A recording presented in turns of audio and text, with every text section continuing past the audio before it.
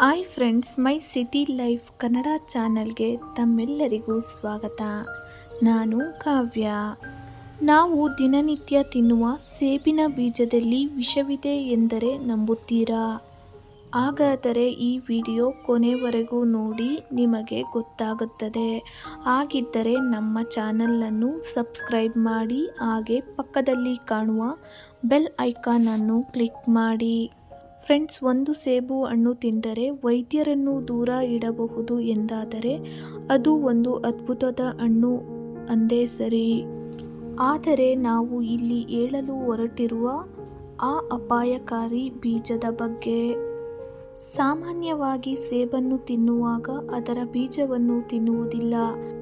ಅದು ರುಚಿ ಇಲ್ಲವೇನೋ ಎಂದೋ ಏನೋ ಬೀಜವನ್ನು ಬಿಸಾಡುತ್ತೇವೆ. ಸೇಬಿನ ಬೀಜದಲ್ಲಿ ಅಮೋಗ್ಲೋಬಿನ್ ಎಂಬ ಅಂಶವಿದೆ. ಅದು ನಮ್ಮ ದೇಹವನ್ನು ಸೇರಿದಾಗ ಅಮೋಗ್ಲೋಬಿನ್ನಲ್ಲಿ ಇರುವ ಸೈನೇಟ್ ಮತ್ತು ಸಕ್ಕರೆಯ ಅಂಶ ಹೈಡ್ರೋಜನ್ ಸೈನೇಟ್ ಆಗಿ ಪರಿವರ್ತನೆ ಆಗುತ್ತದೆ.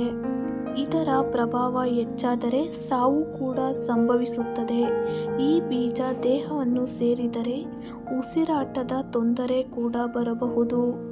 ರಕ್ತದ ಒತ್ತಡ ಕಡಿಮೆಯಾಗಿ ಪ್ರಜ್ಞೆ ತಪ್ಪುವುದು.